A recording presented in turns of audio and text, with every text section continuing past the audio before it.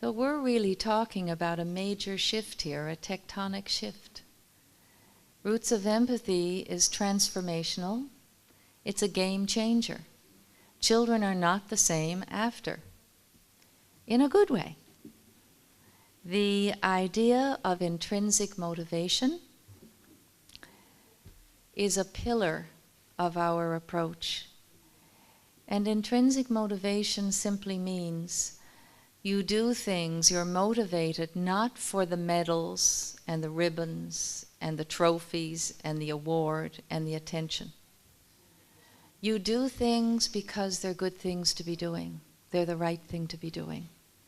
And so often in education, rewards are the basis of why you do things. So we're not just talking about academics, we're talking about whatever the children are doing. And one of the ways we help them understand this is we stop praising them.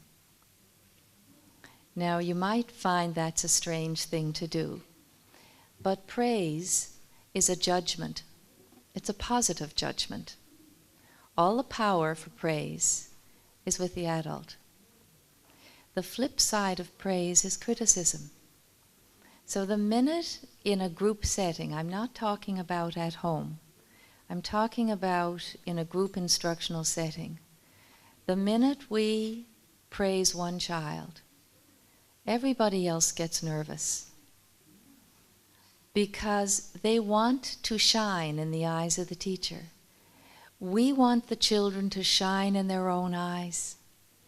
We want the children to have a sense of right, good, appropriate, that's inside of them, that doesn't depend on somebody else shining a light on them. We want it to be grounded and to be real and to be forever. So the most important decision that the child makes is what they think of themselves, because nobody can take that from them. So it eliminates competition, and I don't think competition is a bad thing in the world at all. But if every moment of a child's day is taken up with doing better than somebody else, they need to do well for themselves. They need to have their own agenda for their own sense of what's good and right. So when we ask children along the same lines, we talk about intrinsic pride. What are you proud of?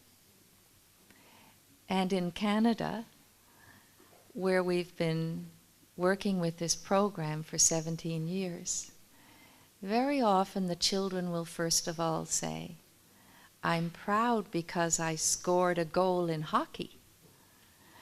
Or they might say, I'm proud because I'm the best speller in the class. But once they get into the concept of intrinsic pride, they'll say profound things. I'm proud that I know how to help my mommy when she's tired. I'm proud that I didn't tell my mommy that my teeth hurt because my mommy worked so hard as a second job as a cashier to pay for my braces, and I didn't want her to know that they hurt. So children understand these concepts very deeply, and they go along with them. Another transformational concept and a disruption, if you will, is the idea of emotional literacy. And by this I mean knowing the names for the feelings you experience. Being able to understand those feelings in somebody else, and also being able to discuss with somebody how you feel. And we do this in a very experiential way. The children have guided observation of this little baby and parent who are visiting, and they have focused attention on what they think the baby might be feeling. So that if the baby is feeling frustrated because the baby is not able to reach a toy, we say to the children, well, when was a time that you felt like the baby? And what did you do when you were frustrated? Because we see that the baby turns to the mommy for help. And we see how this baby is able to persevere through frustration. Because in school, it's not just about winning and being first. It's about learning how to lose and deal with disappointment. It's about learning how to take what life gives you and deal with it with courage and perseverance. So that everything that happens on the green blanket with this little baby is not really about the baby at all. It's about what can we learn from the humanity of this baby, the vulnerability of this baby that will help us know ourselves. And if we know ourselves, we have the bridge to knowing the other. Martin Buber's philosophy of I and thou applies to all of us. And if we don't have a good sense of who we are, it's very difficult to understand the other. But we do need to understand the other. To build a peaceful world, we need to be able to connect to one another. What Japan has done so brilliantly is led the world in technology.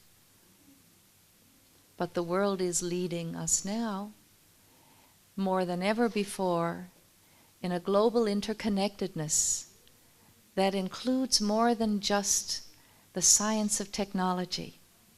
The science of the heart needs to come along with it, or we will have technology eclipsing our humanity. So there is a need to connect one society to another. And emotional literacy is that connective tissue. Our babies come completely emotionally literate. Teaching them how to read, which is the traditional literacy, is a very complex thing. It's not innate at all. There's nothing intuitive about it. But when you think about it, they are the perfect model of emotional truth. Their little bodies are theaters of emotion. They don't even know where they begin and the mother ends. They are so joined and attuned to the mother. So observing the pure emotion of the baby and learning the names for the baby's feelings gives us the opportunity to flip to the child. So Roots of Empathy really is not about the baby. It's about the children. And we say we are helping them to construct their understanding of self, their own emotional literacy. It was so interesting. The United Nations asked me 2 years ago to come and speak to them on World Literacy Day. And I said, what would you like me to speak about? And they said, well, former First Lady of the United States, Laura Bush, will be speaking with you. And she's going to speak to the need of literacy as a bridge to justice, equality, peace, freedom, all those things. But we heard that you had said that you thought that traditional literacy was important, learning to read was important, but equally important was learning to relate.